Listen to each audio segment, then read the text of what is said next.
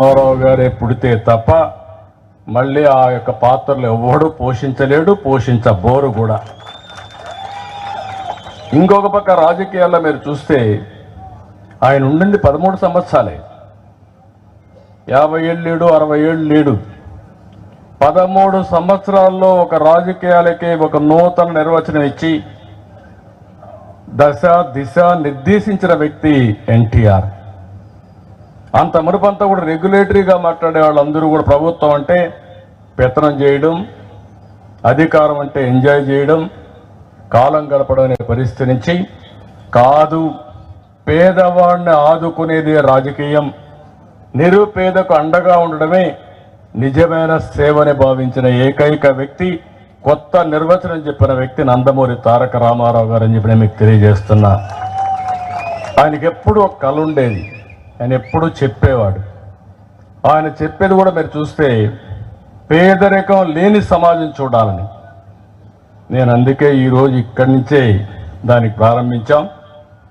ఎన్నో సంవత్సరాలు, స్వాతంత్రం వచ్చి 75 సంవత్సరాలు అయిపోయింది. మన సమాజం వందల సంవత్సరాల నుంచి ఉంది.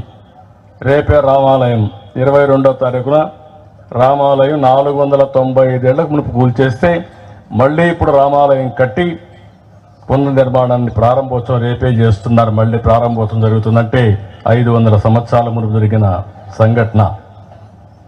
అందులో ఎన్టీ రామారావు గారిని చూస్తే రాముడు ఎట్టుంటాడో తెలియదు కానీ ఎన్టీ రామారావు గారి రూపంలో రాముడిని చూసాం మనందరం. ఇప్పటికి కూడా మీకు రాముడు అంటే గుర్తొచ్చేది ఆయన రూపంలో ఉండే రాముడే. అది ఆయన చేసినటువంటి కృషి, సమాజానికి ఆయన ఇచ్చినటువంటి గిఫ్ట్ కూడా. ఇలాంటి మనం చెప్పుకుంటూ పోతే చాలా సంఘటనలు జరిగాయి. అయితే ఇక్కడ నేను ఇప్పుడు ఈరోజు 28వ వర్ధంతి సందర్భంగా నేను నిమ్మకూరుకు వచ్చి ఒక విధంగా తెలుగుదేశం పార్టీ అధినేత, రెండో విధంగా నాకు కూడా సొంతం ఈ ఊర్లోనే పెళ్లి చేసుకున్న మా మిస్సెస్ కూడా రావాల్సింది, మీ బిడ్డ ఇక్కడికి రావాల్సింది కానీ రాలేకపోయింది. ఎందుకంటే ఆరోగ్యం సరిగా లేకపోతే రాలేకపోయింది. మళ్ళీ రాబోయే రోజుల్లో వస్తారు. తప్పకుండా ఒకటే ఆలోచించాం. ఈరోజు ఇక్కడ ఉండేవాళ్ళు చాలామంది బయట వెళ్ళారు. ఇప్పుడే మన మిత్రుడు మన డాక్టర్ సోమశేఖర్ గారు చెప్పారు. ఒకప్పుడు సోమశేఖర్ కుటుంబం కూడా ఇక్కడ అన్నిటికంటే పెద్ద కుటుంబం అయింది. అది కూడా మనం ఒకసారి చరిత్ర ఊరికి అప్పుడప్పుడు మాట్లాడుకుంటా ఉంటే అలాంటి ఆయన కూడా మరి ఎన్టీఆర్ అంతా ఒకే బంధువులైనా ఈ కుటుంబాలన్నీ ఏ ఊర్లైనా సరే లిమిటెడ్ ఫ్యామిలీస్ ఉంటాం. అక్కడి నుంచి ఒక్కొక్కరే ఎదిగి ప్రపంచంతో కూడా స్ప్రెడ్ అయ్యే పరిస్థితి వస్తుంది.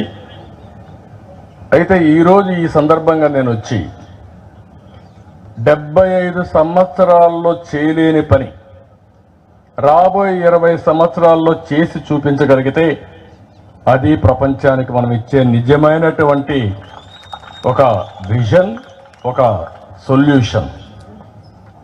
మీరు ఒక్క విషయం గుర్తుపెట్టుకోవాలి. 1991 వరకు మన రోడ్లు బాగలేవు, చూసుంటారు. ఎన్టీ రామారావు గారు వచ్చినా ఇంకొకరు వచ్చినా ఆ రోజు మనం అవలంబించిన విధానాల వల్ల సంపద సృష్టించలేకపోయాం. వచ్చిన ఆదాయం సంక్షేమ కార్యక్రమాలకి కాస్త కోస్తో అభివృద్ధి ఖర్చు పెట్టేవాళ్ళం. ఫస్ట్ టైం ఇప్పుడే మంత్రులు చెప్పారు, నేను టెక్నికల్ వర్డ్స్ పోవడంలా సంస్కరణ ద్వారా రోడ్లు వేసాం, సంస్కరణ ద్వారా కరెంట్ ఉత్పత్తి చేశాం, సంస్కరణ ద్వారా కాలేజీలు పెట్టాం. దానివల్ల ప్రైవేటు వ్యక్తులు డబ్బులు తీసుకొచ్చారు, కాస్తో కోస్తో యూజర్ ఛార్జెస్ కలెక్ట్ చేశారు. బ్రహ్మాండంగా రోడ్లు వచ్చాయి. నిమ్మకూరు మెయిన్ రోడ్డు చూస్తే బందర్ నుంచి నేషనల్ హైవే వచ్చిందంటే అది టోల్ పే చేస్తున్నాం, కానీ సస్టైనబుల్ మోడల్లో సంపద సృష్టించాం. ఇప్పుడు నేను ఆలోచించింది ఏంటంటే ప్రభుత్వమే పేదరిక నిర్మూలన కోసం చేయొచ్చు, చేస్తున్నాం కూడా. ఇప్పుడు మన ప్రభుత్వం ఉంది, ఇక్కడ 10 రూపాయలు మీకు ఇస్తుంది, 100 రూపాయలు మీ దగ్గర నుంచి లాగేస్తుంది. అంటే ఇంకెప్పటికీ మీరు నిరుపేదలుగానే ఉంటారు. మీకు తెలియకుండా 10 రూపాయలు ఇచ్చినప్పుడు 10 రూపాయలు వచ్చిందనుకుంటారు. మళ్ళీ కరెంటు ఛార్జీలు, నిత్యావసర వస్తువులు, పన్నులు, లేకపోతే పెట్రోల్ డీజిల్ ఛార్జీలు అన్ని బాధుడు మొత్తం ఇంకొక చేత్తో మొత్తం లాగేసే పరిస్థితికి వస్తుంది. నేను ఆలోచించేది కాదు. సంపద ద్వారా వచ్చిన డబ్బులు నిరుపేదలకి 15 రూపాయలు ఇచ్చి ఆ 15 రూపాయలు 100 రూపాయలు ఎటు చేయాలి, 100 రూపాయలు 1000 రూపాయలు ఎటు చేయాలి, 1000 10,000 ఎటు చేయాలి. తద్వారా మీరు కూడా సంపద ఎట్లా అనుభవించాలో చేసి చూపించాలనేది నా యొక్క నినాదం. మీకు అనిపించవచ్చు కష్టపడితే నువ్వు చెప్పేది నాకు నేను కూడా చేయగలుగుతాను కదా అని. కాదు, నిన్ను శారీరకంగా కష్టపడమని నేను చెప్పడంలా. ఆరోగ్యం బాగుండాలంటే ఉదయం 1 గంట లేసి వాకింగ్ చేయాల్సిన అవసరం ఉంటుంది. ఏ వయసులో ఉన్నా ఎంత పెద్దవాళ్ళైనా అది తప్పదు. అంటే బాడీ ఎప్పుడు కూడా శారీరకంగా ఫిట్గా ఉండాలి.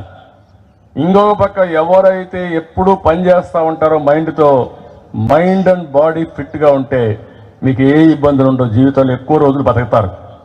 ఈ రెండు లేకపోతే చెడు ఆలోచనలు వస్తూ ఉంటాయి, అక్కడి నుంచి లేనిపోని సమస్యలు వస్తూ ఉంటాయి. అందుకే ఈ నాలెడ్జ్ ఎకానమీలో, ఆధునీకరణలో ముందుగా ఈ నిమ్మకూరు నుంచే ప్రారంభించి ప్రపంచంతో ఈ నిమ్మకూరును అనుసంధానం చేసి ఈ ఊరిలో ఉండే పిల్లలు ప్రపంచం అంతా పనిచేసి డబ్బులు సంపాదించేదానికి శ్రీకారం చుడతామని చెప్పి నేను మీ అందరికీ తెలియజేస్తున్నా. ఆ కార్యక్రమానికి ఈరోజు నాంది పలికాం. ఈరోజు పెద్ద పెద్ద వర్డ్స్ అని నేను మాట్లాడడంలా. ఈరోజు చాలామంది ఎన్ఆర్ఐలు ఉన్నారు, చాలామంది డబ్బులు సంపాదించడం ఉన్నారు. ఈ ఊర్లో ఒకసారి ప్రొఫైల్ చూస్తే మొత్తం 439 కుటుంబాలు. దీంట్లో ఓసీలు 140 కుటుంబాలు, బీసీలు 169, ఎస్సీలు 102, ఎస్టీలు ఒక 8 మంది. మొత్తం పాపులేషన్ 1818. వివిధ కమ్యూనిటీస్ ఉన్న కమ్మాస్ ఉన్నారు 160 మంది, కాపులు ఉన్నారు ఒక 80 మంది, బ్రాహ్మిన్స్ ఉన్నారు ఒక 24 మంది, గౌడ ఉన్నారు ఒక 240 మంది, కుమ్మరు ఉన్నారు 90, చాకలు 40, మంగలు 8, నాయ బ్రాహ్మణ్ 4, ఎస్సీ మాల 212, ఎస్టీ ఎరుకల 23. మొత్తం ఓట్లు కూడా 869 ఉన్నాయి. ఇక్కడ వయసు వారిగా కూడా చూస్తే 307 మంది 60 సంవత్సరాలు పైబడిన ఉన్నారు. 40-60 సంవత్సరాలు 338 ఉన్నారు. 18-40 278 మంది ఉన్నారు. 15-18 80 మంది ఉన్నారు. 6-14 చదువుకునే వయసులో 134 ఉన్నారు. చిన్న పిల్లలు ఒక 93 మంది ఉన్నారు. ఇంకొక పక్కన ఇక్కడ నుంచి కుటుంబాలు చూస్తే దగ్గర ఈ ఊర్లో 1800 ఎకరాల భూమి ఉంది. 1800 ఎకరాల భూమి ఉంది.